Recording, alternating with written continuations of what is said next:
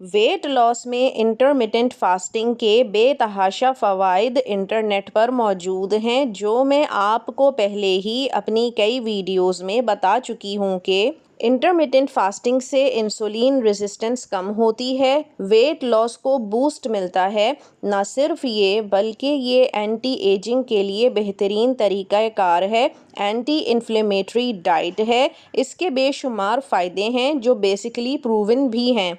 Intermittent fasting उन लोगों के लिए होती है जो एक्सेस स्नैकिंग करते हैं, यानी खाने के अलावा भी बीच बीच में कुछ न कुछ हल्का फुल्का खाते रहते हैं, जो सारा दिन बार बार खाते ही रहते हैं। अस्सलामुअलैकुम, मैं हूँ आपकी डाइट कंसल्टेंट और आप देख रहे हैं मेरा यूट्यूब चैनल आयशरीन ख़ान। इससे पहले कि मैं अपनी वीडियो को आगे लेकर चलूं, अगर आप diet plans, intermittent fasting, healthy lifestyle को फॉलो करना चाहते हैं तो मेरे इस चैनल को कर लीजिए सब्सक्राइब, ताकि आपकी लाइफ बन सके हेल्थी और डिज़ीज़ फ्री। अब आ जाते हैं इंटरमिटेंट फास्टिंग पे। तो इसके कई बेनिफिट्स हैं जो मैं आपको स्टार्ट में कुछ बता चुकी हूँ।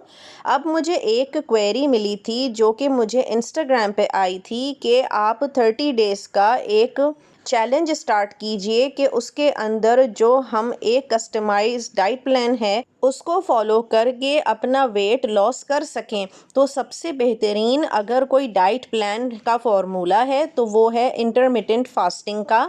इंटरमिटेंट फास्टिंग की जो आइडियल विंडो है, यहाँ विंडो से मुराद वो वक्फ़ा है कि जिसमें आपने खाना कुछ नहीं है, लिक्विड आप ले सकते हैं, वो है 16/8 विंडो। 16/8 विंडो ईज़िली आपके लाइफ स्टाइल में एडजस्ट हो जाती है और आपको कोई ख़ास एफ़र्ट नहीं करनी पड़ती। और जब आप जॉब में हैं, स्कूल गोइंग हैं, यूनिवर्सिटी गोइंग हैं, गर्ज़ के आप भले घर में ही रहती हों, हाउस होल्ड वाइफ हों, तो आपके लिए उसको मैनेज करना बहुत आसान हो जाता है।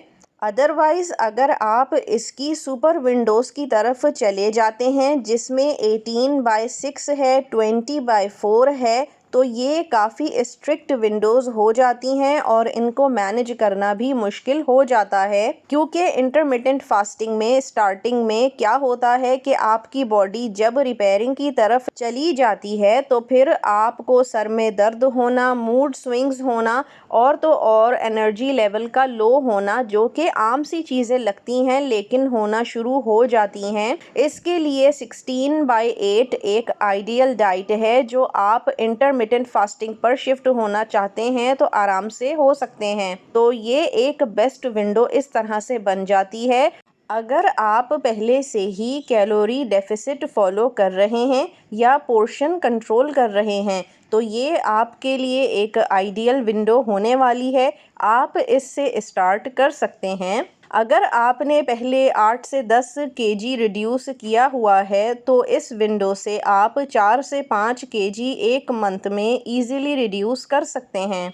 अब आ जाते हैं कि किन लोगों को इंटरमिटेंट फास्टिंग नहीं करनी चाहिए, क्योंकि इंटरमिटेंट फास्टिंग हर इंसान फॉलो नहीं कर सकता। अगर आपको कोई मेडिसिन्स लेनी होती हैं, अगर आपको दिल का कोई मसला है, गुर्दे के मसाइल हैं, ब्लड प्रेशर का मसला रहता है, और ब्लड प्रेशर में भी हाई और लो दोनों तरह के ब्लड प्रेशर का मसला शामिल है, अगर आप प्रेग्नेंट हैं या फिर लैक्टेटिंग और ब्रेस्ट फीडिंग मदर हैं, पोस्ट प्रेगनेंसी का वक्त चल रहा हो, तो आप हरगिज़ इंटरमिटेंट फास्टिंग को फॉलो नहीं कर सकते। आपको अपने डाइटिशियन से कस्टमाइज्ड डाइट प्लान लेना चाहिए। ये जो इंटरमिटेंट फास्टिंग और डाइट प्लान हम आपको दे रहे हैं, ये जनरल पब्लिक के लिए है, ये बबली लोगों के लिए या मोटे लोगों के लिए प्लान है। तो अब चलते हैं कस्टमाइज्ड डाइट प्लान की तरफ, जो 30 डेज़ का चैलेंज होगा। इस प्लान को आपने मुकम्मल फॉलो करना है। अगर आप इसमें 16 यानी 16 घंटे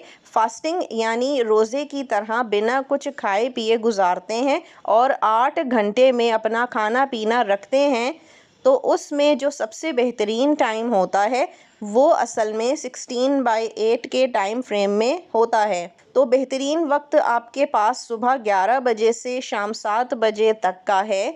ये एक परफेक्ट खाने का वक्त है जिसमें आप सुबह का नाश्ता छोड़ देते हैं और सीधा दोपहर का हल्का फुल्का खाना खाते हैं और सिर्फ दिन में 2 मर्तबा खाना खाते हैं, तो आपका पहला खाना क्या होगा?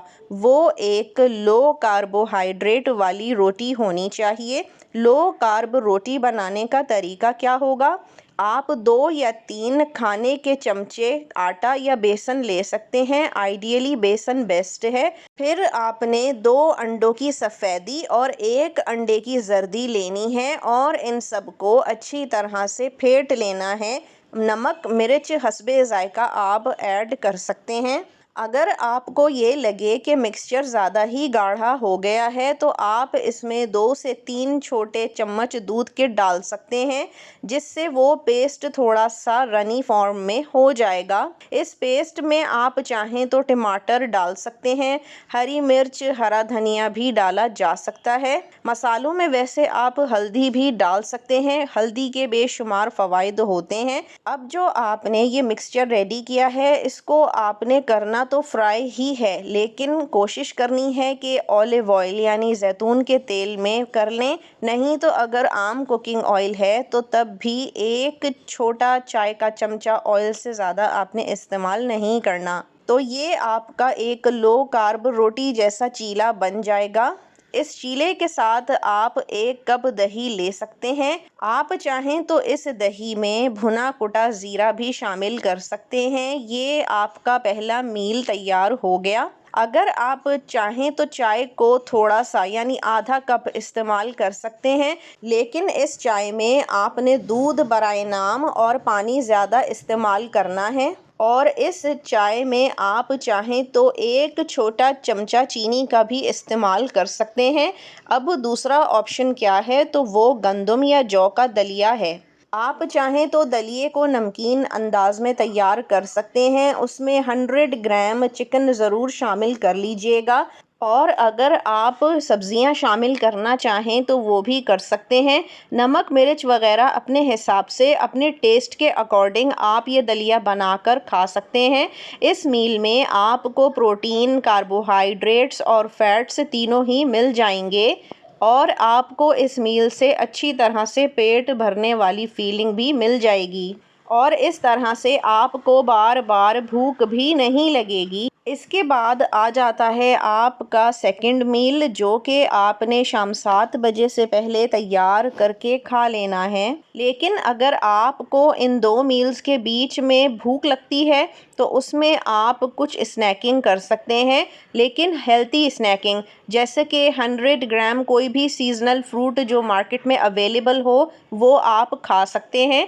फ्रूट को स्मूथी या शेक फॉर्म में नहीं लेना, बल्कि उसको रॉ खाना है। या फिर आप अपनी पसंद के वेजिटेबल्स को लेके सैलेड बनाकर भी खा सकते हैं। अब आ जाते हैं शाम 7 बजे से पहले वाले मील में। आपको प्रोटीन और कार्बोहाइड्रेट्स दोनों शामिल करने हैं। आप 8 से 10 खाने के चमचे पका हुआ चावल ले सकते हैं। साथ में 5 से 8 चमचे दाल या कोई भी सालन वगैरह जो आपके यहाँ पका हुआ हो वो ले सकते हैं। इसके अलावा आप चाहें तो 2 से 3 शामी कबाब बहुत ही बराए नाम तेल में तले हुए और घर के बने हुए भी ले सकते हैं। या फिर आप टिक्का ले सकते हैं, जो कि आइडियली या तो एयर फ्रायर में या ओवन में बना हुआ हो, या फिर देन अगेन बहुत ही कम तेल में यानी 1 टेबल स्पून ऑयल में बना हुआ हो। या फिर आप एक रोटी भी ले सकते हैं जो गंदम या जौ से बनी हुई हो और उसको आप किसी भी चिकन या सब्ज़ी के हल्के फुल्के सालन के साथ खा सकते हैं। रोटी तकरीबन 80 to 100 ग्राम्स के बीच में होनी चाहिए। अगर आप ये डाइट प्लान पहली दफ़ा फॉलो कर रहे हैं तो आसानी से 5 से 7 किलो तक वज़न कम कर सकते हैं।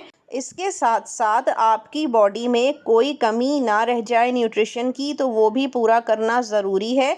इसके लिए विटामिन डी एंड B12 के सप्लीमेंट्स लाजमी लेने चाहिए और पानी, जो कि लोग ध्यान ही नहीं देते, उसको सबसे ज़्यादा अपने डेली रूटीन में शामिल करना है आपने, क्योंकि पानी कम पीने से आपको कब्ज़ हो जाएगा और कब्ज़ अगर हो तो फिर आपने इसबगोल को इस्तेमाल करना है। उम्मीद करते हैं कि आपको ये डाइट प्लान आसान लगा होगा और आप इसको फॉलो करके अपना फ़ीडबैक भी ज़रूर देंगे। ये वो तमाम चीज़ें हैं जो मैं ख़ुद इस्तेमाल करती रही हूँ और इसके अच्छे रिज़ल्ट्स मैंने पाए हैं। अब मुझे इजाज़त दीजिए। अनटिल नेक्स्ट टाइम, अल्लाह हाफ़िज़।